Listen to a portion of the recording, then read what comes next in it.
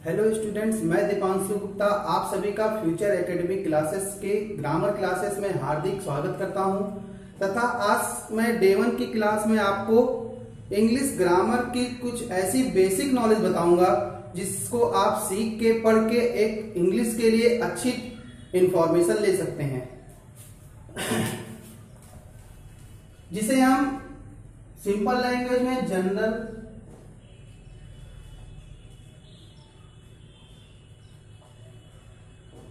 Information कहते हैं। इसमें आप इंग्लिश लैंग्वेज सीखने के लिए या इंग्लिश सीखने के लिए इंग्लिश ग्रामर की मैं आपको कुछ ऐसी बेसिक डिफिनेशन बताऊंगा जिसको आप सीख के इंग्लिश 100% करेक्ट आप जान सकते हैं। इसमें मैं पहली जो डिफिनेशन वो आपको बताऊंगा, जहां से इंग्लिश ग्रामर की शुरुआत होती है। बच्चे ये नहीं जान पाते कि हमें इंग्लिश कहां से पढ़ना चाहिए, क्या करना चाहिए। इसीलिए मैं आपको इस क्लास की स्टार्ट, डे 1 क्लास की स्टार्ट इंग्लिश ग्रामर के बेसिक से करता हूं। इसमें सबसे पहली जो डिफिनेशन मैं आपको बताऊंगा वो मैं आपको बताऊंगा ग्रामर की।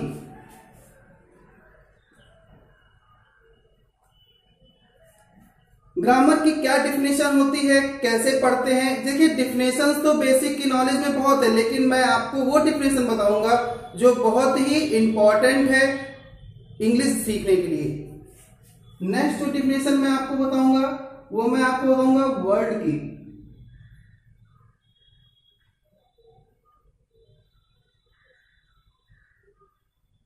Alphabet, letter, sentence.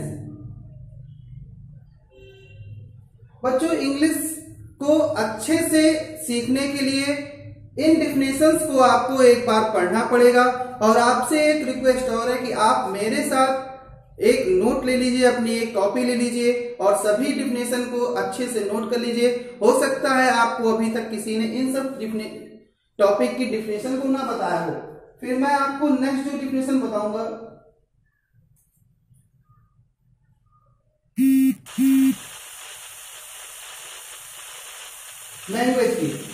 लैंग्वेज की डिफिनेशन मैं आपको बताऊंगा।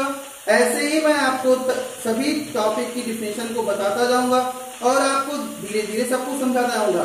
आप एक स्टेप बाय स्टेप मेरे साथ लाइक यहां से मैं आपको स्टार्ट करके यहां तक पहुंचाऊंगा और ऐसी जानकारी मैं आपको दूंगा कि आप फिर आगे चल के इंग्लिश को पढ़ने में, इंग्लिश ग्रामर को सीखने में कोई भी प्रॉब्लम या कोई भी दिक्कत नहीं आएगी। मैं आपका टाइम को ना वेस्ट करते हुए आज मैं आपको सबसे पहले ग्रामर की डिफिनेशन को लिखाता हूं और आपको समझाता हूं कि ये इसकी परिभाषा क्या होती है। इसको आप एक बार नोट कर लीजिए। Grammar, word, letter, alphabet, letter, sentence, language. इतने डिफिनेशन मैं आज की वीडियो में आपको उम्मीद है कि बता दूंगा।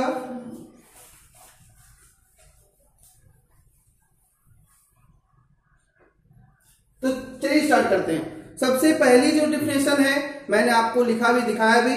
सबसे पहली डिफिनेशन मैं आपको ग्रामर की बताऊंगा।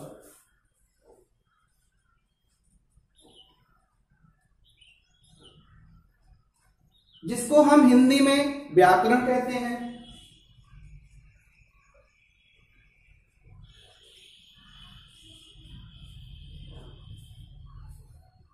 बच्चों, इंग्लिश को पढ़ने के लिए सबसे पहले आपको ये जानना बहुत ही आवश्यक है कि हाँ की ग्रामर क्या होती है, उसकी क्या परिभाषा होती है, क्या डिफिनेशन होती है। तो इसकी परिभाषा मैं आपको पहले हिंदी में बताता हूं। व्याकरण वह शास्त्र है, व्याकरण वह नॉलेज है, वह शास्त्र है जिसके द्वारा हम किसी भी भाषा को, ना कि इंग्लिश को, एनी लैंग्वेज, हिंदी को भी, इंग्लिश, एनी लैंग्वेज, किसी भी भाषा को शुद्ध रूप से पढ़ते हुए लिखना सीखते हैं। आपको ग्रामर सिखाता है कि आप किसी भी भाषा को कैसे अच्छे से पढ़ सकते हैं। इसकी डिफिनेशन मैं आपको एक बार फिर से रिपीट कराता हूं हिंदी की।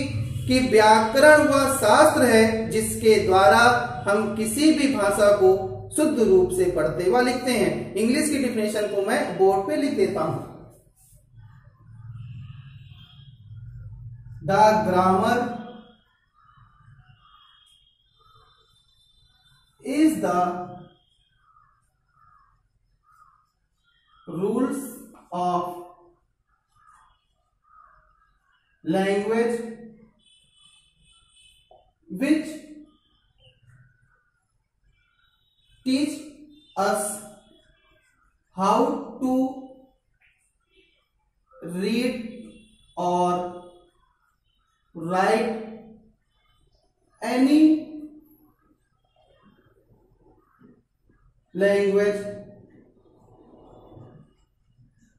correctly। देखिए, ये इंग्लिश ग्रामर की एक सबसे सिंपल डिफिनेशन है जिसे आपको बार बार नहीं पढ़ना। एक बार आप मेरे साथ पढ़िए तो आप इसको दोबारा कभी भूलेंगे नहीं। The grammar is the rules of language. व्याकरण वह शास्त्र है विच टीच अस, जो हमें सिखाता है हाउ टू रीड और राइट एनी लैंग्वेज करेक्टली, कि हम किसी भी भाषा को कैसे अच्छे से शुद्ध रूप से पढ़ सकते हैं। ग्रामर भी आपको बताता है कि ये शब्द आपका नाउन है, ये आपका एडजेक्टिव है। किसी भी चीज को पढ़ना ये आपको ग्रामर ही सिखाता है। तो ये डिफिनेशन आप एक बार नोट कर लीजिए। तब तक मैं इसको मिटा देता हूं। और आप विश्वास रखिए, English is not a critical subject, it is a very easy subject. English पढ़ना सीखना आप बहुत अच्छे से जान जाएंगे, बस एक स्टेप बाय स्टेप आप मेरे साथ चलते जाइए।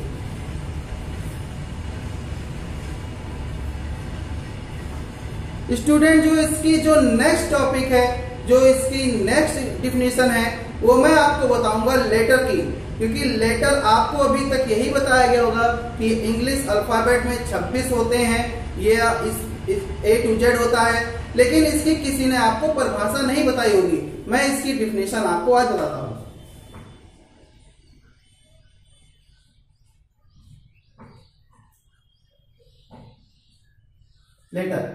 लेटर को हिंदी में अक्षर कहते हैं और इसकी परिभाषा होती है भाषा की वह छोटी से छोटी इकाई। इसको मैं लिख देता हूं, इसकी परिभाषा को। भाषा की वह छोटी से छोटी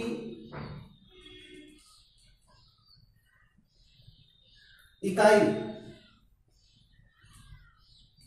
जिसके और टुकड़े ना हो सके उसे अक्षर कहते हैं। बच्चों, आप समझिए कि जैसे मैंने कहा आ, तो आ एक किसी छोटी ध्वनि है, ऐसी इकाई है कि जिसके हम और टुकड़े नहीं कर सकते हैं।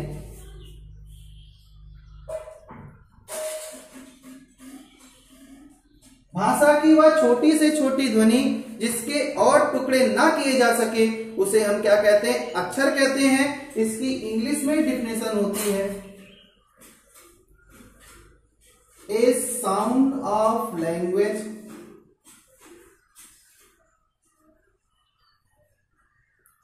which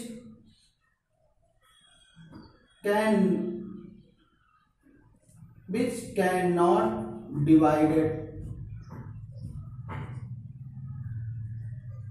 and other parts is called a letter। ये इसकी डिफिनेशन होती है। ए साउंड ऑफ लैंग्वेज, भाषा की वह छोटी से छोटी ध्वनि which can not divided another part, जिसके हम और भाग नहीं कर सकते और टुकड़े नहीं कर सकते, उसे हम क्या कहते हैं? लेटर कहते हैं। अब आप ये जानिए, आप इसके आगे जानते होंगे कि इंग्लिश अल्फाबेट में टोटल कितने लेटर्स होते हैं? 26 लेटर्स होते हैं। जिसमें आप ये भी जानते हैं कि वॉवेल होते हैं और कॉन्सोनेंट। अब आप ये जानिए इसमें 5 वॉवेल्स होते हैं और 21 कॉन्सोनेंट होते हैं। टोटल आपको देखिए मैंने लेटर के बारे में इसकी डिफिनेशन, उसकी परिभाषा, टोटल जानकारी मैंने आपको लेटर के बारे में बता दी। एक बार आइए इसको मेरे साथ रिपीट करते हैं कि a sound of language which can not divided another part is called a letter. जिस भाषा की वह ध्वनि जिसके हम और टुकड़े ना कर सकें उसे हम क्या कहते हैं, उसे हम लेटर कहते हैं। आप इसको एक बार अच्छे से नोट कर लीजिए। आप एक कॉपी लेके इसको अच्छे से नोट करिएगा, जिससे आपको आगे चल के ये बहुत ही यूजफुल होगा आपके लिए।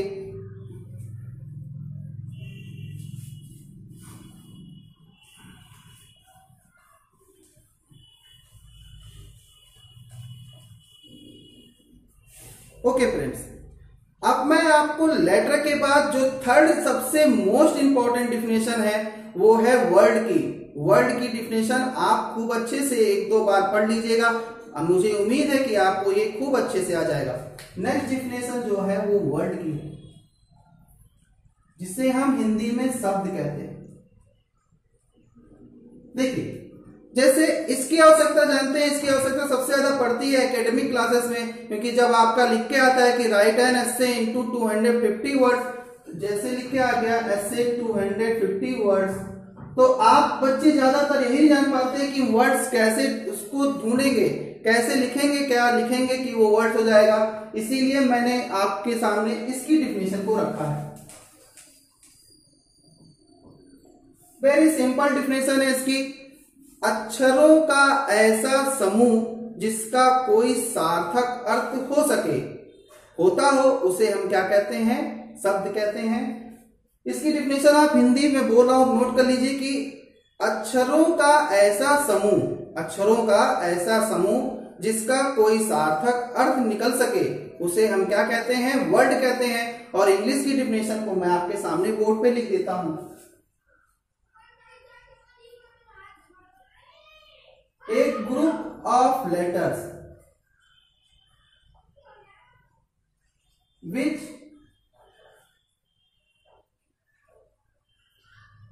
makes a complete sense is called a letter, is called a word।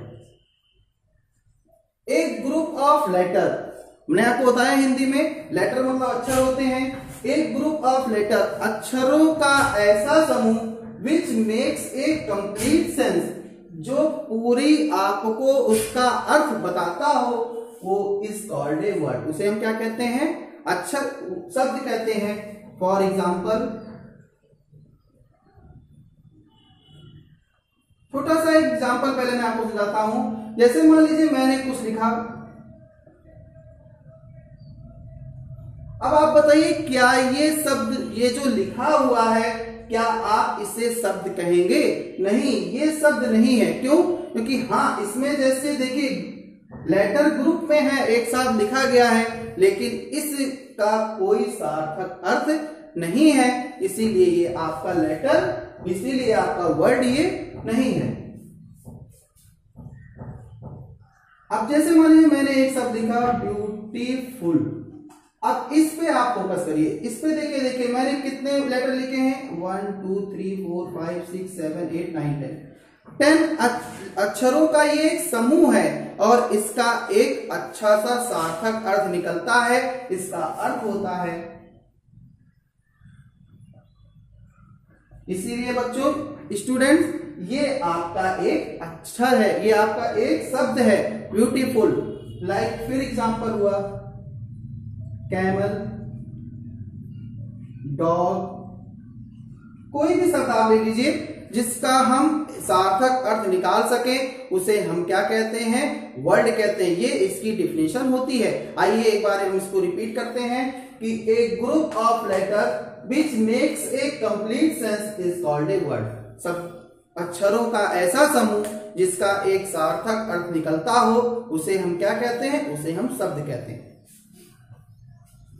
आप थोड़ा सा भी नहीं घबराइएगा, मेरे साथ आप पढ़ते जाइए स्टेप बाय स्टेप। मैं आपको 100% ये उम्मीद करता हूं, ये दावा करता हूं कि आप इंग्लिश ग्रामर टोटली पूरी तरीके से अच्छे से जान जाएंगे। आइए मैं आपका समय ना वेस्ट करते हुए नेक्स्ट डिफिनेशन आपको बताता हूं।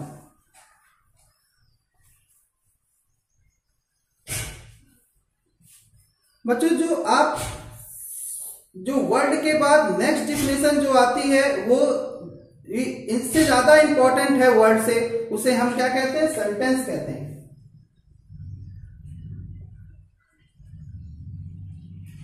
इसको हम हिंदी में वाक्य कहते हैं।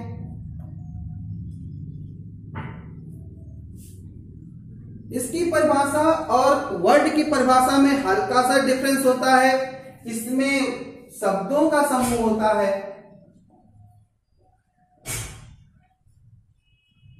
और उसमें अक्षरों का समूह होता है। ये डिफरेंस होता है। कोई आपसे पूछे कि वर्ड की डिफिनेशन में और सेंटेंस की डिफिनेशन में क्या अंतर है, तो इसमें यही इतना अंतर है कि इसमें शब्दों का समूह होता है और इसमें अक्षरों का समूह होता है। इसकी डिफिनेशन मैं हिंदी बोल दे रहा हूं, आप उसको नोट कर लीजिए। शब्दों का ऐसा समूह जिसका कोई सार्थक अर्थ निकल सके उसे हम क्या कहते हैं, उसे हम वाक्य कहते हैं। इसकी डिफिनेशन इंग्लिश में होती है, a group of words which makes a complete sense is called a sentence। ये इसकी इंग्लिश की डिफिनेशन है। क्या है? एक ग्रुप ऑफ वर्ड्स, वाक्यों शब्दों का ऐसा समूह, वर्ड्स मतलब शब्द होते हैं, विच makes a complete sense is called a sentence, जो एक समूह को बनाते हैं और उसका एक सार्थक अर्थ निकलता है, उसे हम क्या कहते हैं, उसे हम सेंटेंस कहते हैं। इसकी हिंदी में डिफिनेशन मैंने आपको बताई, मैं फिर से देता हूं। शब्दों का ऐसा समूह जिसका एक सार्थक अर्थ निकलता हो उसे हम क्या कहते हैं, वाक्य कहते हैं। इसकी एग्जांपल मैं आपको समझाऊं, जैसे मैंने लिखा कि Sita is a good girl. अब आप बताइए जो मैंने लिखा वो क्या एक सेंटेंस है? तो हाँ, ये एक सेंटेंस है, क्योंकि देखिए इसमें शब्दों के समूह को लिखा गया है और उनको एक साथ लिख के और उसका एक अर्थ निकलता है कि सीता एक अच्छी लड़की है। ये आप समझिए, इस तरह से आप तैयारी करिए, एक एक पॉइंट, एक एक चीज आप क्लियर समझिए। इसकी डिफिनेशन में दोबारा बताता हूं, a group of words which makes a complete sense is called a sentence। Sita is a good girl, Sita एक अच्छी लड़की है। नेक्स्ट एग्जांपल,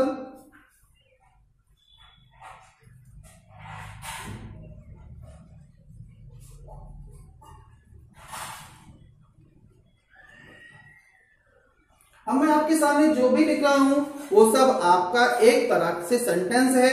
पूरी तरीके से मैं आपको समझा देता हूं।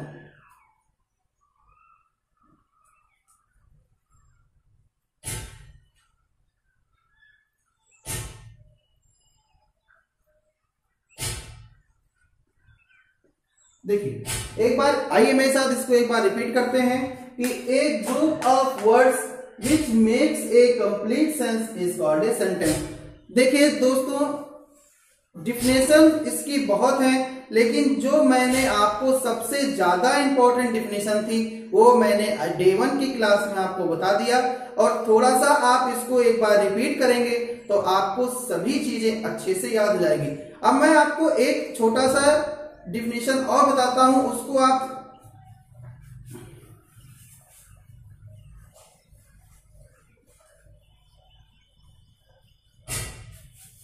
नोट कर लीजिएगा, ज्यादा आवश्यक नहीं, लेकिन आप जानते रहिए अल्फाबेट,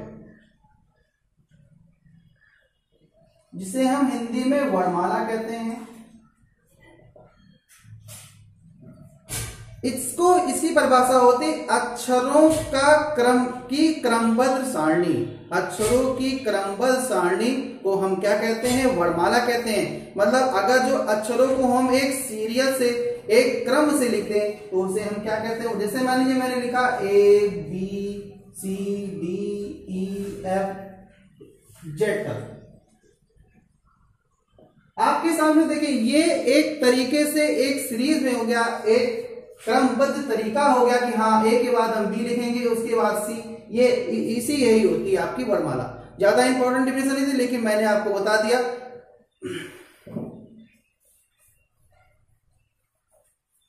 ओके स्टूडेंट्स, तो डे 1 की क्लास को मैं आज यही स्टॉप करता हूं क्योंकि जो डिफिनेशन बतानी थी वो मैंने आपको बता दी। अब मैं जो डे 2 की नेक्स्ट जो टॉपिक पढ़ाऊंगा वो मैं आपको सबसे ज्यादा मोस्ट इंपॉर्टेंट टॉपिक जो मैं आपको पढ़ाऊंगा वो मैं बताऊंगा आपको सेंटेंस।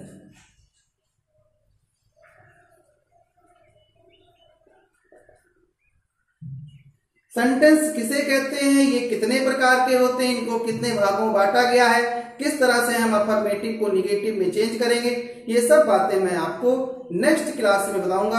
अगर जो आपको मेरी ये वीडियो पसंद आई हो तो आप इसे शेयर करिए, लाइक करिए, सब्सक्राइब करिए और अपने दोस्तों को भी मेरे चैनल के बारे में बताइए। देखिए इंग्लिश सीखना कोई ज्यादा क्रिटिकल नहीं है, सिर्फ आप लगन से लग जाइए, मेहनत करिए, आपको जरूर सक्सेस प्राप्त होगी।